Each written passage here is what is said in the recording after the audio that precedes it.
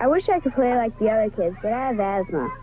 I'm afraid if I play, I'll get breathless. It's a bird! It's a plane! Superman! Kids with asthma don't have to sit out the good times. Now there's a fun self-help kit from the American Lung Association called Super Stuff. Every Super Stuff kit full of games and puzzles comes with information that helps kids and parents learn about asthma. Follow your doctor's orders and get some coaching from Super Stuff. Contact your American Lung Association.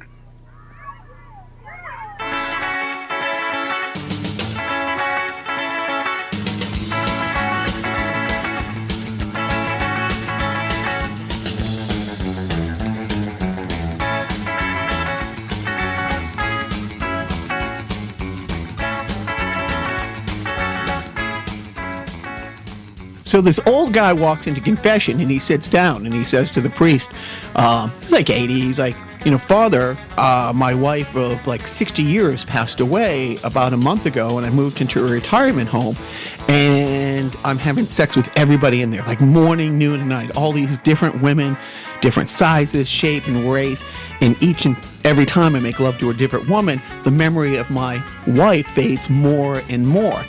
And the priest looks at him and says, well, my son, you're going through a grieving time. I understand, and the Lord understands. And it's to be expected. Say 20 Hail Marys and 20 Our Fathers, and all is forgiven. And the gentleman looks at the priest and says, well, I can't do that. The priest says, why not? He goes, well, because I'm Jewish. I don't even know what those prayers are. And the priest says, then why are you telling me? And the old man says, because I'm telling everybody. Hi, everybody. Welcome to Carnival Personnel. I'm Joe. I'm Jacques. And I'm happy. Now I'm not suffering from depression at all. That joke made me feel so much better. Thanks, Jacques. So, Joe, quick question. So, first of all, to start the show, yes, we would like to thank our friend Tracy, our beloved Clown Fun Bags, for coming on and doing Sideshow last week. Yes, thank you so much, Tracy. You brought so much more to the podcast than either of us could ever imagine to bring ever. The story about her going through the Dunkin' Donuts and the two stories about one person getting so freaked out just throws coffee on her. Yep. And the other story about the one woman who, sees them and she's with her niece who's also dressed as a clown and knows that there's another girl working there and it's going to scare the shit out of her. Yeah. She hates clowns. She goes, you got to come to the window and see these two clowns. The poor woman didn't have any idea that she was going to see two literal clowns. She was assuming you and I were going through the drive-thru. Yeah, right. So that was great. Joe, quick question. What's that? Why the fuck do we prepare for a podcast? You prepare? So, to pull down the curtain here, breaking down the fourth wall, Joe and I talk a couple times during the week. We go back and forth with ideas, and usually sometime late Friday afternoon or sometime early Saturday, I'll send a rundown to him or he'll send a rundown to me, and we'll make some edits and kind of have an idea, a loose idea, like our women. Ladies, an idea about what we might talk about.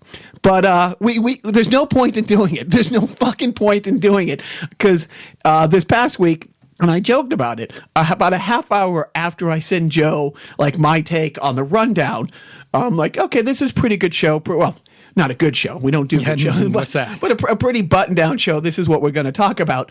A half hour later, Reince Priebus, resigns, I'm quite sure, completely on his own. And then about an hour after that, you find out, like Mooch, to quote Seth Meyers, the human embodiment of a pinky ring, gets served divorce papers from his wife. And it's like, that's the whole show right there. You could talk about either one of those aspects. And then this morning, it wasn't that unexpected, but one of my favorite Patriots of all time, Rob Ninkovich, retires. Which will don't worry, we'll get to plenty of Pat's talk in a little bit. But it's like all these things happen in like the past 24, 48 hours, and it's funny because I had said that when I sent it to Joe. It's like, yeah, I think the show's pretty much set, but we're still 5 Trump life cycles away of awful before Sunday. Yeah. So who knows? Yep. But seriously, thank you again, Tracy, and any friends of Tracy who are accidentally still listening to us because they hit subscribe or they hit like or Tracy said to listen to us. Thank you for listening. Tracy, you were awesome. We would love to have you back because I truly don't think we just take my place. Honestly, just take my place. I don't belong here. And I think that's been stated clearly. Well, if you don't belong here, I don't belong here. So, no. Right? What the fuck are we doing? which both listeners are asking. Let's dive into it. Joe. Yeah. John McCain. I don't get him, and not like in the way that I don't get the Far Side. I just don't understand it because, okay, so he is a war hero. Agreed. He has been the maverick of the Senate, so to speak. He's been, a very likable person when he's not running for president with... agreed. When he used to go on Letterman all the time. Yeah. So, and Jon Stewart, he was like a darling of Jon Stewart. Like while he was running for president, when he was way back in the pack, early in that election cycle primaries, he was like 7th or 8th or 9th in the depth chart about percentage of getting the nominee from the GOP. Yep. And he was going on Jon Stewart all the time, and he was truly hilarious. Yeah, and so he comes down with a brain tumor that he has to have removed, and immediately all the nice people say wish them well. They tweet their best wishes for him, and he makes a very speedy recovery to make it back to the Senate in time to vote on whether or not they are going to repeal and replace Obamacare, and he becomes the deciding vote in the initial vote to, let's talk about repealing Obamacare. So right after that, they're like, oh, John McCain, you let us down again. We thought you were going to be the maverick Republican senator from Arizona that you've always been. But then he gives us he votes no. Oh, I'm sorry. He votes yes to repeal. He voted yes to continue to bring it to the floor. They had to have a vote to bring it to the floor. Yeah, and then but then afterwards he gives this great impassioned speech about how we really have to take a look at health care in this country and really have to have a bipartisan discussion about taking away some of the things that don't work with Obamacare. But that vote didn't really lean in that direction. So then the GOP decide to get Obamacare off the table and to strip 20 million people of their health care as fast as possible so the rich can get that extra tax break that they're looking for. They decide to cobble together the most slapdash repeal now, replace ? Bill in the Senate to just push this along to get Obamacare at least off the table. And then lo and behold, John McCain comes in with an emphatic no.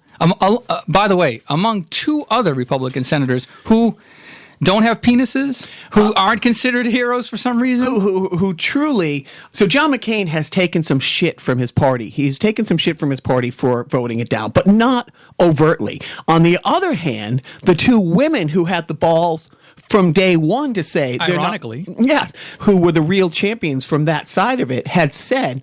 Like the senator from Maine, Collins, who was like, no, my state can't take this hit on Medicare. A lot of people, like Maine happens to be an older retiree state because a lot of younger people who can get out of Maine too, but they rely on the Medicare and the Medicaid. And she was like, no, my state can't take this. She was voting no from day one. And there was a congressman, I'm blanking on his name. It doesn't matter because he's a douche, said, not on a hot mic that he didn't know was on, not like reported secondhand. He goes on a radio station and said if she was a man, he would ask her to step outside and handle this Aaron Burr style. Wow. and for those people who aren't history buffs, Aaron Burr and Hamilton, who they had run against each other for governor at one point, and then Hamilton was the... Who's Hamilton? I'm not familiar with that person. He's not popular in culture right now. They could only write a play, but Aaron Burr and Hamilton fought to a duel in which Hamilton died. So this congressman, again, suggests getting a gun and shooting a U.S. senator. Now, granted... They put a funny historical spin on it, but he's still advocating shooting a female senator. Yep. But doesn't get any shit for it. I mean, I don't know how that's not a threat. And then on the other hand, I'm blanking on her name. The one from Alaska, the senator, I apologize for blanking on her name. Well, if you don't know, Alaska. Oh, shut up. Just shut up. I wish I had a door slamming sound effect so I could just mimic me leaving. Murlowski. She was saying that she was going to vote no all along, and Trump, in a very Trumpian, bullish way, says, well, he's going to pull all federal funding from the state of Alaska. You can't make threats because somebody's not voting your way. And maybe you can make threats behind closed doors, or maybe you make a phone call, but it's witness intimidation, it's obstruction, whatever you want to throw in there, it's all of that. But he publicly goes out and he threatens the entire state if she doesn't vote the way that they want her to. I don't remember anybody saying they're pulling all federal funding from Arizona because he voted that way. But isn't this all sort of just posturing for his ongoing re-election campaign? That's because tweets aren't legislation. They don't stick. They only stick in the minds of their voters and his base. Well, that's it. I mean, he's speaking of his tweets. He is 3 for 3 this week. He 3 different times in the past, week, he's gone out and he's given these speeches on behalf of his agenda in front of large crowds. That those large crowds then had to turn around and distance themselves. He in front of the Boy Scouts Jamboree, the Boy Scouts had to turn around and issue an apology. What the president says isn't what the Boy Scouts stand for. Wow. Then he, in front of a big police union. And the Boy Scouts, by the way, only very recently allowed to have gay headmasters. Right. So they're not the most progressive people. And when they're telling you you're a little too much for you, that's like Ace Frehley saying you're wearing too much makeup. But he does. He gives a speech in front of the Boy Scouts. They have to apologize.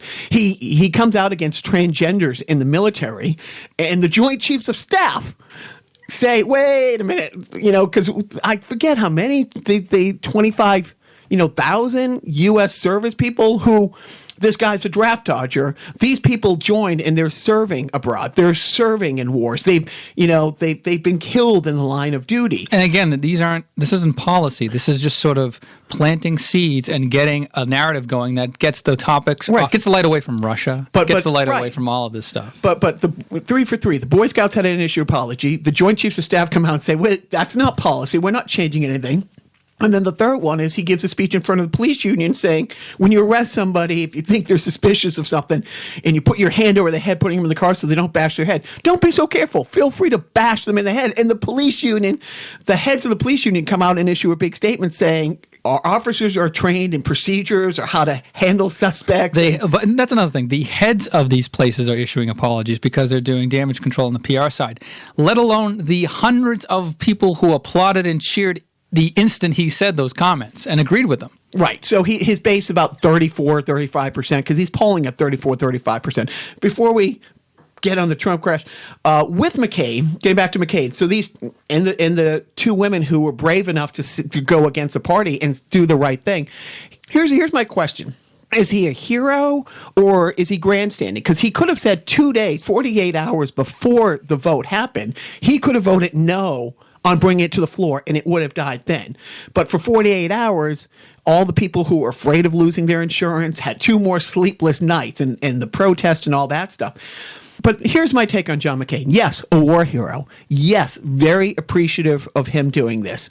You can put in the category of a broken clock being right twice a day, So you vote on 100. Isn't that on Trump's desk? That saying. Now, Joe knows this, and our 4 listeners might not know. I found God in 1977. No, I'm sorry. Star Wars came out in 1977. And the most feared person to me and the rest of the world for the next decade, the most evil person, is Darth Vader. I mean, to this day, when you hear the Emperor March, you still kind of get that chill. The last 5 minutes of Rogue One, or the last 2 minutes of Rogue Spoilers. One, when you see him. The movie came out a goddamn year ago, if they haven't seen it by now. I know, it's on Netflix now. It's like, okay, come on. Which, don't jump ahead to my Netflix pick of the week. Shit. But so Darth Vader comes out, scary as shit. Horror, in The Empire Strikes Back, where, he turns over Han to, Boba Fett and all that stuff. And then Return of the Jedi. I mean, he cuts off his son's hand in Empire Strikes Back. Spoiler alert. But in the Return of the Jedi, when Luke is fighting Darth Vader and Luke beats Darth Vader and he's on the ground and he's defenseless, and the Emperor says, finish him and take, his side take his place by my side, yada, yada, yada. And Luke refuses. I'm not going to fight my father. And he throws away his lightsaber, and the Emperor starts hitting him with the lightning. And Luke is pleading, Father, please. And Darth Vader picks up the Emperor and throws him down, and he saves Luke. Sacrificing himself. Now, is Darth Vader now a hero? Yes. And so the same with John McCain. Well, that's a redemption. That's the whole redemption. Okay. Now, if you ask all the people who's John McCain has hurt over the last 40 years as a senator and all the awful things he's done and said about Obama and held back legislation and whatever, because he stepped up to the plate on this, doesn't make him a hero. Now, why don't we ask all the people on Alderaan if Darth Vader is a hero? Because this is what they would say. This is what they would say. Yeah, you can't make an omelet without breaking some few eggs.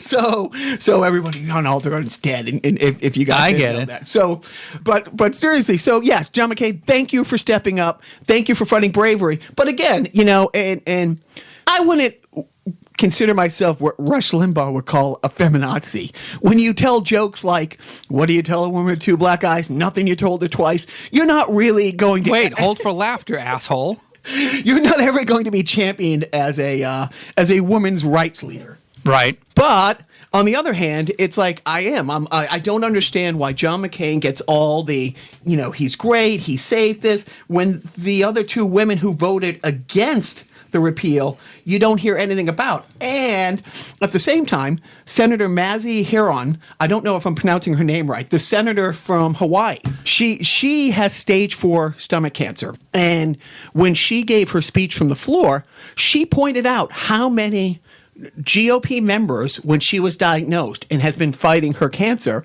have been sending her these great wishes and have been very supportive of her. And she says, I want you to support the American people as much as you have me. I appreciate the outpouring from my friends here at the Senate, talking to the people from the GOP who have sent her handwritten letters and have called her and have been, they're friends. And she has thanked them for the support of her battling with this. But when people talk about John McCain being brave and taking a 3.5-hour flight from Phoenix to Washington, she has to fly in from Hawaii, which, if you don't know your geography, is a lot further away from D.C. than Phoenix is. And again, it's great that McCain did this, but why aren't we putting this woman on a pedestal for making the flight there to vote? Why aren't we talking about her fighting cancer? Honestly, because John McCain ran for president, he's more known to the public. He's a war hero, and he's got testes. Does him voting to not repeal make up for Sarah Palin, who would have been a complete unknown on our landscape? Nothing makes up for Sarah Palin. Sorry, dude. Okay, so let's go on and talk about something more happier, something we can all appreciate. The Mooch, right? Is that what we're talking about here? We're talking. I'm not even going to try it. That's perfect. Oh, we're going to talk about the Mooch. Let's go for it. Come on. And again, it's like Seth Meyers said, and I heard he said it, but it's worth repeating. The human embodiment of a pinky ring. Yeah. So he goes on all the talks. First of all, he's the communications director, I think is his official title. He's the chief of communication for the White House, yeah. But he goes on, he calls up and he does an interview with the New York Times, which is on tape, and he knows it. He called them, and he blasts Reince Priebus. He says all these horrible things, and then turns around and blames them. Shouldn't the guy who's head of communication know when he's speaking on the record, especially if the phone call was made from him to them versus the other way? He shared some of the blame because in his follow-up tweet, he said, that goes to show that you can't trust a reporter. I won't make that mistake again. Yeah, I can't trust a reporter that I called, that I gave an interview for. How dare that reporter actually report what he said and play it back? Yeah, right. And some of the things that he said weren't all about Reince Priebus. You heard about what he said about Steve Bannon and what he thought of him. Which... And everybody said this, not breaking news, but truly the White House is being run like The Apprentice. This is the worst, longest running episode of The Apprentice. It's who can stab the other one in the back more to impress. And That's what came out. Like, Trump made Priebus resign, not because he didn't think he was going to do a good job. He was upset that Priebus didn't fight back against the Mooch. He wanted the fighting to continue. And so Mooch this week goes on, the talk shows in which he takes the president's side, saying the president is still not sure if Russia meddled in the election. And if Russia did meddle in the election, the White House official point of view is, how do we know they didn't meddle to help Hillary, is the line that they're taking. And what everybody missed this week is that the Senate voted 98-2 to have harder sanctions against Russia for this hacking. And the only two who didn't vote for it, when you hear it, it's shocking. It's Rand Paul and Senator Bernie Sanders, who the only reason he didn't vote for it is the sanctions also, they're bundling it all together like they do. Harder sanctions on North Korea, Russia, and Iran. And Bernie Sanders is like, Iran's complying with the agreement. And if we put harder sanctions on them, they're going to pull out of the nuclear agreement. He didn't want sanctions against Iran to be rolled into it. So that's the only reason. And the same thing in the House, 419-3. I mean, so truly, I mean, those are numbers that the Patriots couldn't come back up against. But seriously, so that's going to be an interesting week. It's like, and of course, it doesn't get reported that staggering, only one GOP person doesn't vote for harder sanctions against Russia. So how does the White House, when the bill gets to Trump, is he going to sign for these harder sanctions against his boyfriend Putin, or is he going to veto it, which then goes back to the Senate, and you have to have a 2/3 majority to override a veto, which means 66 votes. Here, look, me throwing out numbers, stat junkie. Yeah. I mean, well, that's another thing that Trump is trying to rally toward, is getting rid of the 60 votes needed to pass legislation in the Senate. He wants to have Republicans champion a 51, basically a 51-49 majority being the bare minimum to pass legislation. Which completely goes against the Constitution. Exactly. The what? Right, exactly. That the Constitution, which they all love? Yeah, I like the Constitution. What do you want? You want to fight about it? I'm going to take a big Constitution right now. Oh, yeah. And in lighter White House news, Joe, did you see Huckabee Sanders give her speech this week, making the mistake of wearing a solid green sweater? Total rookie move. I mean, first of all, if this was black and white TV and you're wearing a plaid jacket, so I'm going back 50 years. But the fact that, there's a thing called green screening, which is how every movie's made in the last 30 years. And if you Google it, some great creative people have green screened her. I'm just thankful that nobody has done a not safe for work version of that, because she was wearing an all green blouse and she's a lady. Arguably. Right. The jury's out on that. Oh, my. I don't agree with that statement. Go on. Well, I just want to make I'm sure. like the Boy Scouts leader. I'm like distancing myself from. Gay? Yeah. Dude, how many podcasts? All right. So completely moving on from that. Is it wrong to love Siri as much as I do, Joe? Yeah. Yes, it is? Yeah, big time. So when the Batman movie the Lego Batman movie came out, what was awesome about Siri? Pewter. And now, this past week, if you said into Siri, I see a little silhouette of a man.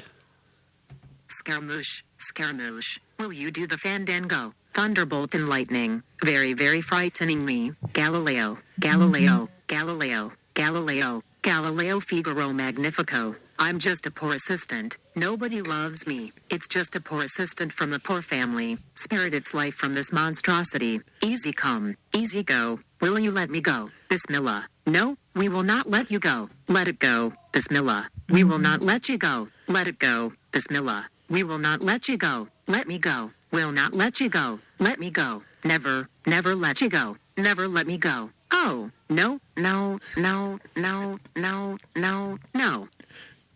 So tell me, I will ask the question again. Is it wrong for me to love Siri this much? Yeah, you might have a point there. So, although, by the way, I wouldn't put her on American Idol anytime soon. Little pitchy dog. Yeah. Oh, Fantastic. So that brings us, I was going to dive right into the Pats talk. Don't worry. We're going to get there.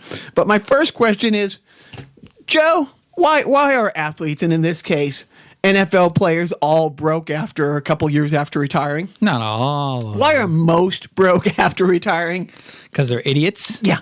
And you heard about the amazing wide receiver, the $11 million a year wide receiver for the Atlanta Falcons. No. Julio Jones. Oh, yeah. Goes jet skiing this weekend. You know Julio Jones. Yeah. He didn't win the Super Bowl. I remember he almost. Okay. He almost won. Yeah. Because they were up 28-3 with 2 minutes and 8 seconds left in the third quarter. He had a beauty of a catch. He's a stud. I mean, he's a flat out stud. He goes jet skiing and he loses his. Sit down. He loses. I didn't want you to fall over when I said this. His $100,000 earring. First of all, why do you own a $100,000 earring? Second of all, why did you think it was a good idea jet skiing? And third, did you really think when you hired a dive team, thousands of dollars to go and retrieve it, and they come back up and say, it's a lot darker down there than we thought it was going to be. There's no way we can find it. First of all, wouldn't you find a dive team who is stunned by how dark it is at the bottom of a gigantic lake? And but seriously, why do you have a $100,000 earring? Now again, he's making $11 million this year. So in retrospect, maybe $100,000 isn't that much money to him. But if these are the financial decisions you're making, that's like me taking my PlayStation with me to go skiing. It's just like, this is a really good idea. Yeah, it's like it's a percentage of my salary that I really like and enjoy, and just take it with me. Just randomly, lose or get damaged. So again, we've talked about a Netflix pick of the week. If you go and you see the 30 for 30 called Broke, it was a 2-part thing that ESPN did about athletes. How, I don't want to throw out a number, but it's close, like 90% of professional athletes go bankrupt within 5 years of retiring. Is that on Netflix? I think it's on. They have a lot of 30 for 30s. They cycle out. Oh, okay. But you can find it on YouTube. They're all on YouTube. Okay. But it's called Broke, and truly, it's heart wrenching. It's heart wrenching how many of these guys, because the careers are only 2 or 3 years long, but how many of these guys make tens of millions? And you can look. It's all sports, but come on, $100,000 earring, jet skiing, bad idea. So if you ask Julio Jones, what was a worse loss, the $100,000 earring or the Super Bowl? What do you think he'd say? Yeah. So moving ahead in sports, this is the FNH breakdown of the week, recap of this Friday night hockey out of Selmar, California. Oh, actually, I said Selmar. Simi Valley, Valencia. Joe's looking at me like, are you really doing this, you idiot? And I am, only because it's a hockey league I played in over 20 years. The guy, Paul Legua, who runs it, is pushing down. He's still playing. But this past week, I got a lot of people sending me the pictures because one of my buddies who makes the mistake of listening to the podcast, All-Star Tommy, brought in a Bluetooth speaker and streamed the podcast in the locker room. So people would, not miss me as much. Not that they miss me at all. But by streaming that, it quadrupled our listenership. Wow. So more people, I think, heard us at FNH Hockey. So to say thank you to Biff and All-Star Tommy, Stuber, Thriller, Al the Jew, of course, our friend, Cohen, who texts me all the time, which is great. Thank you guys for listening. So here's a recap. Apparently this Friday, Biff had new equipment. He got a new glove, which I'm confused because the old one could not have been close to being worn out. Uh-huh. His glove is hardly used. Uh-huh. No, nothing. It's going over Joe said. See, I get it. He's not very good. I get it. He's actually no, it's just not funny. Don't worry. I got the joke. So he's really great. Allegedly, Taylor was a no-show. Now, it's debated with being a no-show means he wasn't on the list and he didn't play, or he was just his normal no-show self on the ice. And for the 3 people who get this, I guess Stuber pulled a Bill Orr this week. Okay, moving on from things that nobody else but 4 people listening know about.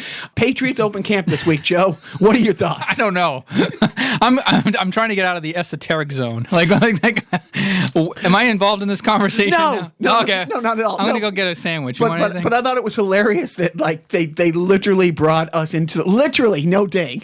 He brought us into the locker room and streamed us on Friday night. So this is just to say thank you for the few people who are listening. Thank you for streaming our show. But Patriots open camp this week. What are your thoughts? I don't have any. Next. Come on. No, I don't watch. Dude, I don't watch it. I don't know. See, Joe has a life. I have no life, and I stare at the wall instead of watching Patriot stuff. Like, especially off-season, preseason. It's not off-season anymore. It's not off-season. Preseason There is stuff. no off-season, dude. There is no off-season. Healthy Gronk in camp. Big news. Yay! Who didn't show up for camp for a couple of days? Well, Rob Ninkovich. Oh, that was a Ninkovich. Yeah. So I blanked out when you were mentioning Rob Ninkovich earlier. Yeah, so he didn't announce his retirement, and honestly, okay. Anybody outside of this market may or may not know this. Camp opens on Thursday. 20,000 people were lined up at 6 o'clock in the morning to get into camp. 20,000 fans who get as close as like 300 yards to the field. And so Ninkovich wasn't there the first 3 days, today being day 3. But after 2 days, people are like, well, is he hurt? He's not on the injury report. And truly, it came out.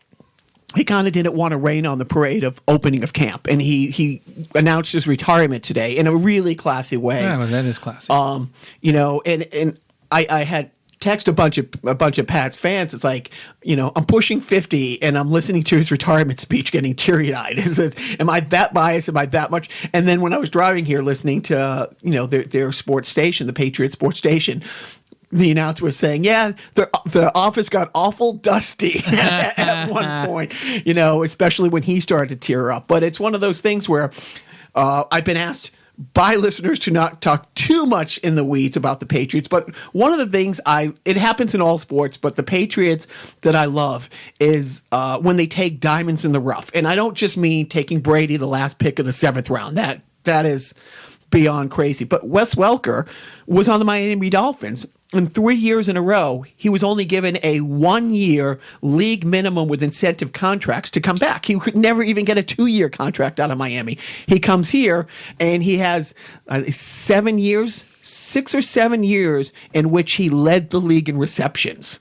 Same thing. The person, Mike Vrabel, who wore number 50 before Ninkovich, he was on the practice squad of the Steelers for 3 seasons. He was good enough to make the practice squad, could not make the 45-man game roster for 3 seasons. Always a bridesmaid. Belichick takes him, and he's a borderline Hall of Famer. I mean, he has more receptions than 95% of the people in the league, because 7 times the Patriots ran that play where he was announced as an eligible receiver lined up on the line. Nobody covers him, and he completely more alone than me on prom night, and I think he's 11 for 11 with being targeted and catches, and even Randy Moss can't touch those accuracy numbers. But he was on it, and the same thing. Ninkovich was drafted by Sean Payton and the Saints and cut by that team twice. Then he gets picked up by Miami, and he was cut from Miami twice. Now, the last time Miami cut him, Miami finished the season 1-15. He was not good enough to make a 1-15 Miami Dolphins. He comes to New England, and in the last 8 seasons with New England has led the NFL, not the team, has led the NFL in fumble recoveries. I mean, he's one of these, he's not a big stat guy, but he's been consistent. And he's played so many. He's been one of those guys. He's kind of like the Edelman on defense, where he's the second guy, the long snapper. But if you need him to play inside linebacker, he's played. You need him to play outside, he's played. You need him to jump up and play on the line if somebody gets hurt. I mean, he's played almost every defensive position you can. He's been on the special teams the whole time. He announced his retirement. I tear it up like a little schoolgirl who skinned her knee. Is that sexist? Yes. Okay.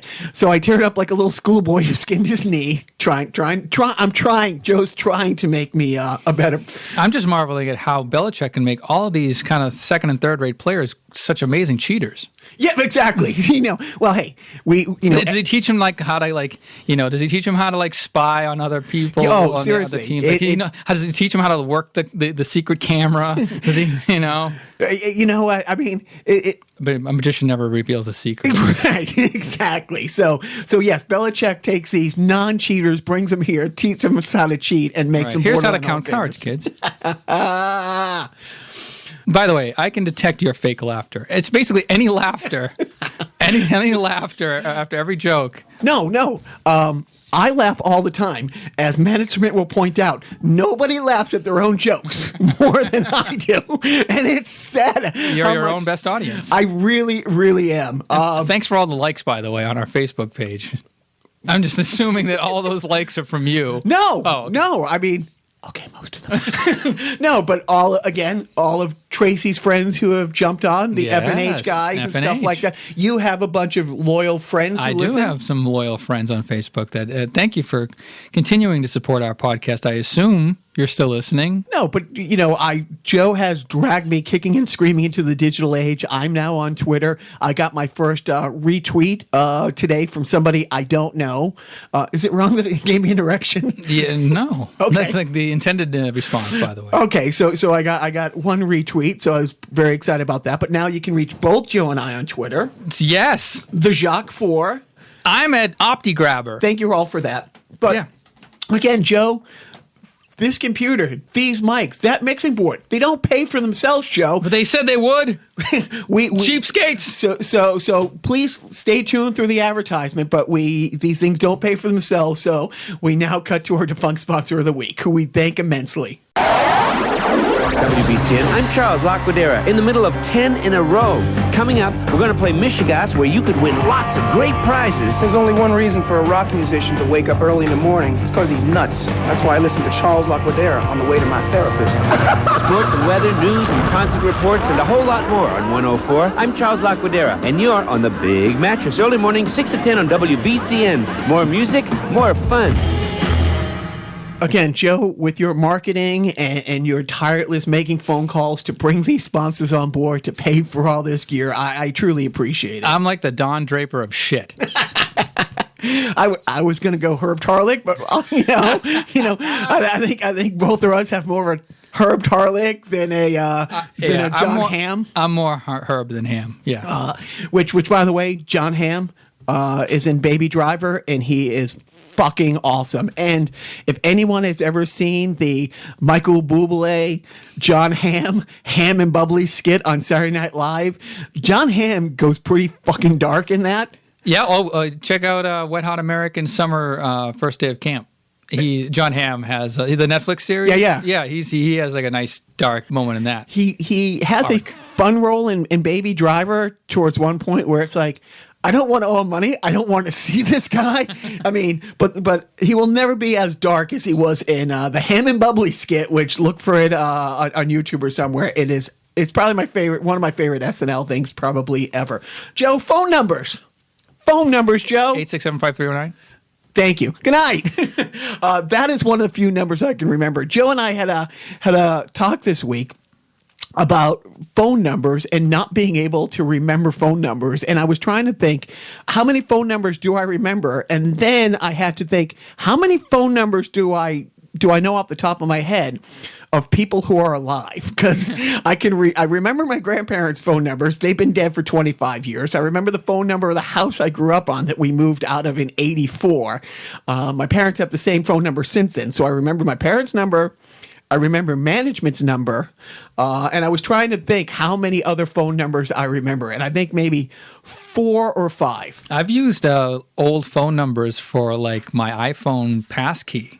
Just friends' phone numbers growing up. I just use that as sort of my passkey because I remember them so well. When you have a phone growing up, I didn't have rotary phones. I'm not that old. Now, Jacques probably had the old. Did. Yeah, you had the old, the one that Jimmy Stewart spoke into, and It's a Wonderful Life. You had to hit the receiver 3 or 4 times. Hello, operator. Yeah, give me Montgomery 625, please. I think most of the people listening to this podcast is over 40, and they remember having to, from rote memorization, typing in all of the numbers on their touch-tone phones.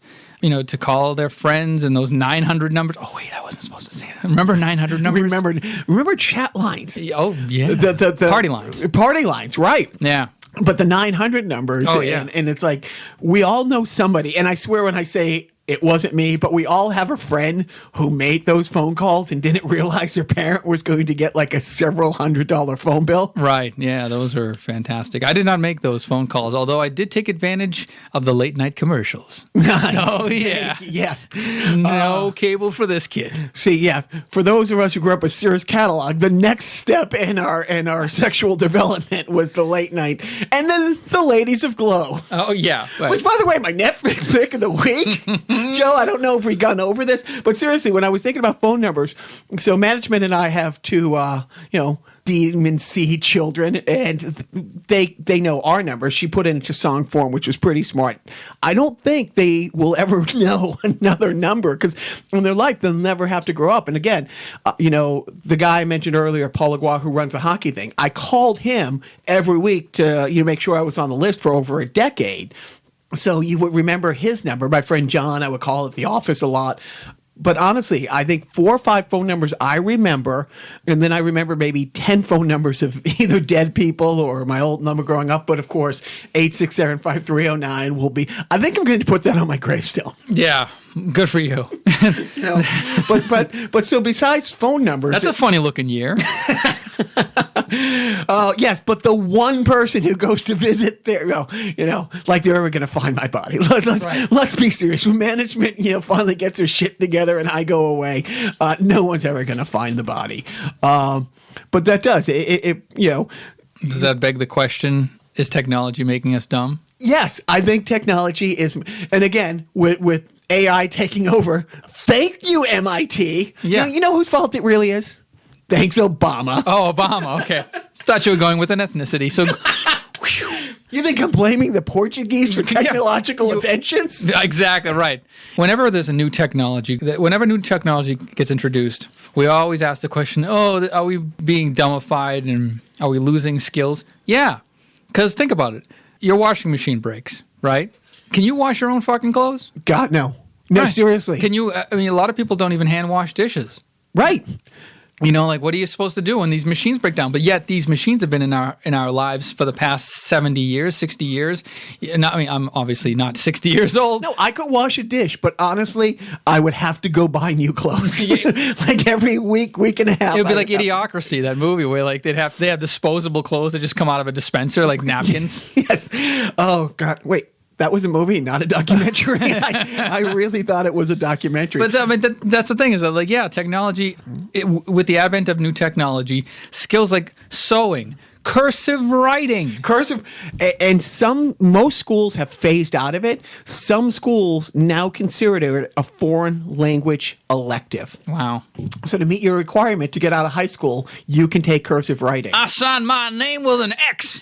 And I thought about that. I thought, other than my signing my name, when's the last time I've used cursive? I have an aunt who's 95 and a 4-time cancer survivor. And when I was in LA, it was maybe about 15 years ago, I wrote her a letter, just because it's nice to get mail that isn't a bill. So I periodically will write people letters just because it's nice to get a piece of mail. I don't think to yourself, what's the last time you got a piece of mail that wasn't like a flyer advertisement or final notice? Thank you, Joe. We break thumbs. So she wrote back to me, and when I say I wanted to frame the letter and put it on the wall, not because of the content, which was sweet and wonderful, it was art. I mean, her penmanship, her writing was so poetic and just the way that it flowed and it looked, and she came from an era where that was a real crucial important thing. But it, like Latin, this is now a dead language, or Aramaic. Yeah. I think more people speak Aramaic on this planet than can write in cursive. Yeah. So I don't know. I mean, I think new technology, we won't be able to remember phone numbers. Do you think 20 years from now, we'll be like, our kids will be like, dude, Do you even know your parents' email address? Right, exactly. You just blink in a certain way, or like you tap your head 2 times. Right, no, or you just type it into your phone, and then you never have to retype it in ever again. And I say phone because I'm old. Because in the future, right, it's not going to be phones. It's going to be something else. And it is. It's crazy to think about. Like, as soon as a new technology comes out, how quickly we forget how life worked before then. Right. It's like Back to the Future, where the kids play the, when Michael J. Fox goes up to the Cafe 80s Wild Gunman, and he tries to impress the kids with his skills at Wild Gunman, and then the kids go, "You mean you got to use your hands? That's like a baby's toy." But it is. It's because we've joked, like, my kids have done, like, jiu-jitsu. They do jiu-jitsu. The oldest one took archery, and we joked about him training him for the Sangha. We're leaving the house today to come over here. And the little guy, there was a screwdriver out on the bench, going out the back door, and he picked it up. And Joe, it's fucked up. He looks at me and goes, "Papa, this be great." I mean, he didn't know it's a screwdriver and what it's meant for. He picks it up and says, "This be great in the zombie apocalypse because you can stab him in the head and it doesn't run out of like ammo." And I'm looking, I'm thinking, oh, fucking A, he gets it. Oh, God, what the hell? What are we doing wrong other than taking him to Baby Driver? Oh, no, but Baby Driver is like Sesame Street compared to Resident Evil 7. I mean, come on, dude. Come on, dude. Are you judging me? Yeah. Okay, well, I don't blame you because somebody has to. Because, we met a friend outside the theater when we went to Baby Driver yesterday, and the little guy looks at her and goes, "This is my first rated R movie," all jacked up. And I'm like, can you say it a little louder? I don't think everyone's called DSS on us yet. Yeah. And again, you can't see a preview without knowing there's a car crash or two. On the car crashes, it's on fire. Car goes over, it's completely on fire. Little guy goes, "Time to blow out the candles." It's like completely unfazed by this. And he's just, "Time to blow out the candles." Wow. And, over the laughter of the people around us, including management and I, there's also a knowing look between management and I. It's like, what the fuck are we doing? How have we got to this point where he's that unfazed? I remember our friend Jim who's had done the podcast a couple of times. Jim is on podcast. Ooh, Jim. Voted for Trump. So I remember when Jim's dad, when he was like, I forget when the movie came out. I guess when he was like 10, maybe like 87. Remember the movie Action Jackson? Yes. He took him to see Action Jackson when he was like 10 years old. Starting to explain. Things are starting to come into focus now. Right. But hey, in all fairness, my mother took me to see Song of the South. So... Oh, Google that. Literally, we're trying to back away from my overt racism. I'm not kidding, by the way. A Song of the South was re-released in 1986 in theaters, and my mother took us to see Song of the South because it had that great song in it. It truly did. Wow, that is absolutely amazing. Yeah, not that long ago. So anyway, the technology is making us dumb. Jacques making his kids psychopath. But he picks up a screwdriver and goes, "This be great." In all honesty, he's literally looking around the room for the quickest way to kill zombies. At least he knows where the jugular is. That's at least you're teaching him. Well, he knows that anatomy. Body shots don't do anything. Oh, right. They have to be to the head. Above. Right into the brain. Yeah, exactly through the nose. So is that good parenting? Come on. Yeah, it is. Because let's face it, one comedy show I was watching, and here comes a Trump impression, and he's introduced, coming to the podium, the 45th and last president. That's the president show. Yeah, Anthony Atamanuik. Did you see the last episode? Wish it wasn't that funny. I wish it was funny and not. Right, you wish it was. Yeah, it wasn't reality. It's a little shout out to the president show, which follows the Daily Show on Thursday nights on Comedy Central. Not Larry Wilmore? No, something happened. I don't know what happened. Racism's over. Yeah, exactly. The last episode of the President Show, it always starts off with a press conference, and Anthony Atamanuik, the comedian who does the impersonation of Trump, comes out and he gives a little press spiel, and he introduces his new White House chief of communication, Anthony Scaramucci, who walks out, Mario Cantone. That's awesome. It's great. It's fantastic. It's like almost like Bernie Sanders being played by me. No, I'm sorry. Yes. Bernie Sanders. Yes. No, shut up. Being played by Larry David. Like, it's that perfect. Anyways, is it time for some sort of review? Yeah. Well, I'm sorry. I'm jumping the gun. I've talked my sports.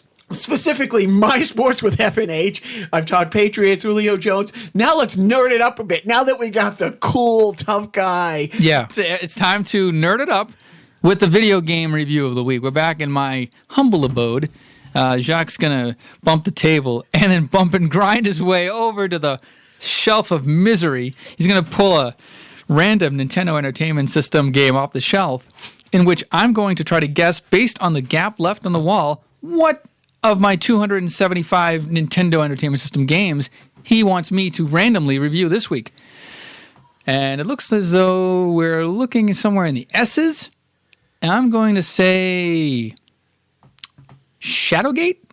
Want to give it one more? No, I give up. I'm sorry. I forget. Oh, it's a new game. Oh, I just picked this up about a month ago. Solar Jetman, Hunt for the Golden Warship. This is a Trade West game. Of course, I don't have to explain to you who Trade West is and why they're relevant in the Nintendo Entertainment System saga, but they, Solar Jetman's a game that was, I think it actually was programmed by Rare, which is a software company that went on to produce like GoldenEye for the Nintendo 64 and Donkey Kong Country and all those great games. And then eventually Microsoft bought them out and ruined them. But Solar Jetman, I just played it actually about a month ago or less than a month ago. It's a fine game. You're this little guy you go into a spaceship and you have to propel your spaceship using like real physics in the game, trying to traverse through these caverns to collect pieces of another ship or something like that, and you have to put them together, and it's difficult, and you have to battle, there's anti-aircraft stuff that you have to shoot down, and it's a very entertaining game, and it's probably boring for most of you, and I'm starting to realize that all the things that I talk about are not interesting to any of you. I mean, I've realized that is not true. I've realized that I am very much alone in this universe when it comes to. We'll wait till I get to my Netflix review of the week, but this is all like very esoteric. It means only something to me and me alone. And most of you have grown up. You've gone on to have, fruitful lives. You've had sexual relations with more than one person. You've experienced life. You're worried about your mortgage. You're worried about, making a living or socking away money for a retirement. These things are all Joe, foreign. don't get on that chair. These things Joe, take that noose off your neck. No, it's always been there. It's always been there. You know that. You're telling me that Robert, our friend from the arcade episodes, isn't at home wondering which game I pick up? No, he calls me a nerd. He says, well, look at that dork. The guy who collects video arcade games. But he's cool because he owns his own home, you see. I don't do that. I collect video games and I sock things away in my rented basement. We'll save this. This is one of my favorite bits. Do not take this from me. One of the reasons I make this incredulous journey all the way here. All the way from wherever you live. Yeah, where I live now. 30-minute drive. I make that journey here. You say 30 minutes. I have the two little bastards in the back screaming at each other. It might be 30 minutes to you. Right. It's 30 minutes to the gates of hell for me.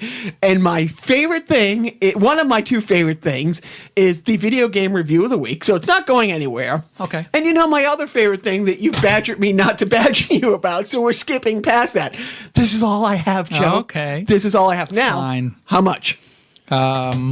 It's a cart only. It's in decent shape. I'm going to guess that it's $8. I can find it as low as $5.99. But you're in the wheelhouse. Yeah, Who knows what shipping is? I didn't pay $8 for it. I think I bought 6 for $20. So I got a pretty decent deal. You know what? I should have known what it cost because I just recently bought it and it was compared to eBay prices. So that goes to show you how disorganized and how thoughtless I am in regards to this podcast. Before you jump off the chair with the news, why don't you give us your maybe your last right your last Netflix, Redbox, Amazon Prime pick of the week? It is Amazon Prime. My pick of the week, again, this is, and I actually put this on my Facebook page, is something that would only be attractive to people who are like-minded or clones of myself. It's called The Video Game Years. It's literally a retrospective on old video games. It's done by a group of guys under the banner named Retroware. TV, and they're basically YouTubers, and it started off as a YouTube series that now is just they've taken all of their YouTube segments, put them together. I'm selling this poorly, of course, because I don't prepare for this podcast, and I don't speak well extemporaneously. But let me try again. The video game years on Netflix, on Amazon Prime, is a retrospective. It's kind of like I Love the 80s on VH1, if you remember that series, where they go through each year from 1980 through 1989, and they just talk about all of the video game-related events in each year. And it's their hour-long episodes, and I think it's well-produced for a bunch of guys who lost money on this production. They don't make a dime off of it. But I think it's worth watching, and and I know nobody's going to go watch it, but I got to fill time here. You see, hold on, let me move that rain cloud a little over the side. You're getting water on the mic. Oh, Joe. No, because you've sent me a bunch of YouTube clips because I've asked him about certain video game things, and there's some people that Joe's like, oh, this one game historian, blah blah blah, and you look at it, it's like, hundreds of thousands of hits, sometimes millions of hits, and now Amazon Prime is in the business of making money. Yeah. So they're not putting things on there that they think is going to lose them customers. So I think this niche market of yours isn't as niche. You drive to Connecticut every year. Life's a niche, ain't it? For these. Shut up, Joe. There's a T-shirt right there. There's a T-shirt. No, but you said, I drove hundreds of miles to play arcade games once a year. Yeah, I mean, I know. My Redbox pick of the week might surprise you. The new Power Ranger movie. Oh, with Bryan Cranston. Yeah. It's fucking awful. And I recommend it because it was $1 something, and the little guys liked it. And I sat there watching. And granted, I'm a little older for the Power Ranger when those came out and stuff like that. And look, I like the campiness, cheesiness. I think it's funny and all this stuff.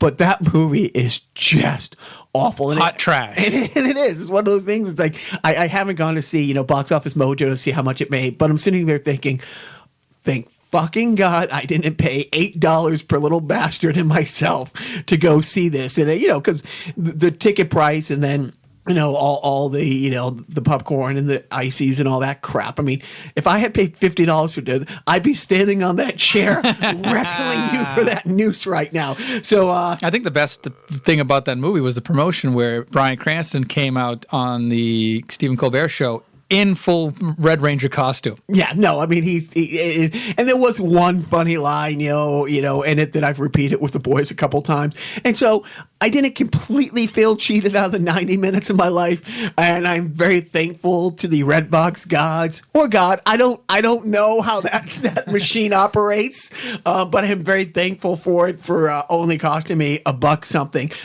Lastly on the list, we wanted to plug this week's sideshow coming up. Our friend Dave, who has his band, The Rationales, who is one of my favorite bands, not one of my favorite local bands or Boston bands or bands I know, one of my favorite bands. They are playing this Thursday night, Middle East Cafe in Cambridge, 8 o'clock. Truly, they're a really great band. They're fun guys, really, really great band. They're having their CD release this Thursday, Middle East Cafe, Cambridge, Mass. But there's been a couple times where, Dan and I decided, hey, we need somebody who can really play an instrument well. And so for the past, decade, he's sat in on almost all the Boston shows that we've had. And the last time Dan and I played out, his band played with us. I think we used their gear too. And so not only did they let us use their gear and play the show with us, we had on the bill together, and then Dave sat on us. But Dave is coming on this Thursday sideshow.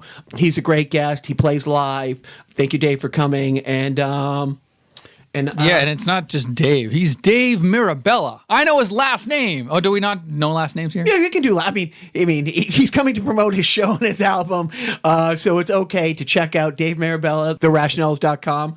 Yeah. Wait. Oh, yeah. Jacques, I wanted to tell you something. Just before we sign off, I want you to. Don't forget